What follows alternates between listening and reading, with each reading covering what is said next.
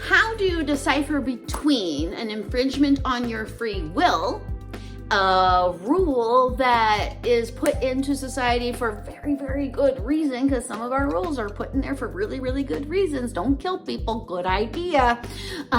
Or if it is something that doesn't quite mesh with who you are as a human being, and possibly you could take that rule and make it your own, which makes a lot of sense, because I think a lot of us are already doing that.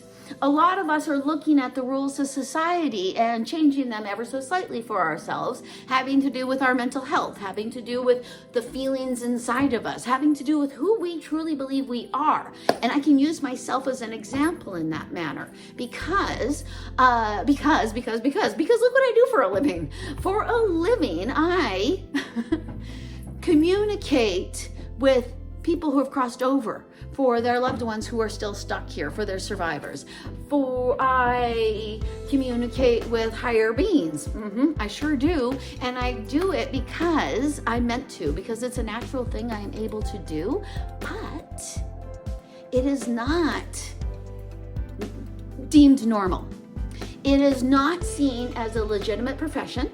It is not seen by some as a reality even. There are a lot of people who do not believe in what I do for a living. And that's fine. They're allowed to not believe in what I do for a living. They're missing out, really, don't you think? But I had to push away from the rules of society, because if I went through the rules of society, I would be medicated. My brain would be brought into a state of normalcy so that I no longer see, hear, and feel the dead, and because I do on a daily basis and always have my entire life. If I adhered to the rules of society, if my parents had adhered to the rules of society, I might not be what I am right now. I actually might be a person without a home, or I might be a victim of my own suicide.